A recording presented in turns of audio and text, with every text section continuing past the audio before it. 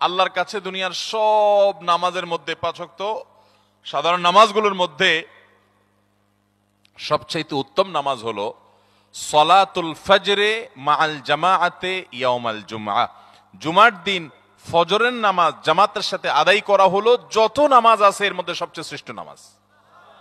আল্লাহর কাছে দুনিয়ার সব নামাজের মধ্যে 5 ওয়াক্ত সাধারণ নামাজগুলোর মধ্যে সবচেয়ে উত্তম নামাজ হলো সলাতুল ফজরে মাআল জামাআতে ইয়াউমাল জুমআ।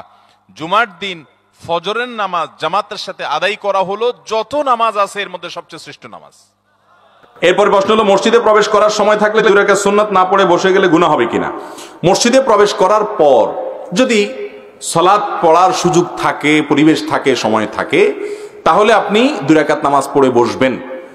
এই দুখুলুল মসজিদ বা তাহিয়াতুল মসজিদ, মসজিদের সম্মানার্থে ঢোকার পরেই 2 রাকাত নামাজ পড়ে বসা, এটা কি ওয়াজিব, যেটা তরক করলে ডাইরেক্ট বসে গেলে গুনাহ হবে, নাকি এটা সুন্নাত? এটা নিয়ে ফোকাহে কেরামের মধ্যে মত পার্থক্য আছে।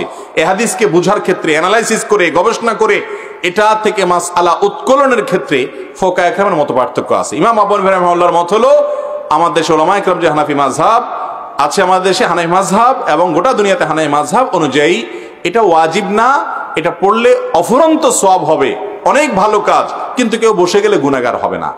কিন্তু নবী করিম সাল্লাল্লাহু আলাইহি সাল্লামের যে হাদিস, সেই হাদিসের দিকে তাকালে আমরা দেখতে পারি এটাকে উড়িয়ে দেওয়ার মতো আমল নয়।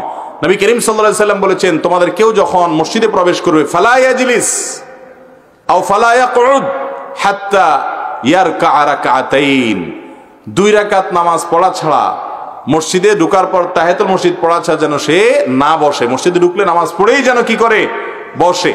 অনেক উলামায়ে কেরাম বলছেন চেয়ারে কেউ বসলে সেটা এক্সেপশন, আবার অনেকে বলছেন না, চেয়ারে বসলেও বসা, 2 রাকাত পড়ে তারপরে কি করবে, বসবে। তো এই জন্য নবী সাল্লাল্লাহু আলাইহি সাল্লাম নিষেধ করেছেন যেন না পড়ে, ওই 2 রাকাত নামাজ না পড়ে। কোরআনে বলেছেন যালিকা বিআন্নাল্লাহা মাওলাল্লাযিনা আমানু, এটাই কারণ যে ইমানদারদের এক অভিভাবক আছেন মহান আল্লাহ, তার সব রাস্তা বন্ধ হয়ে গেছে, সে জানে আসল রাস্তা এখনো ওপেন আছে, তাকে কেউ হারাতে পারে না, শেষ মুহূর্ত পর্যন্ত সে আল্লাহর কাছে সাহায্য চায়।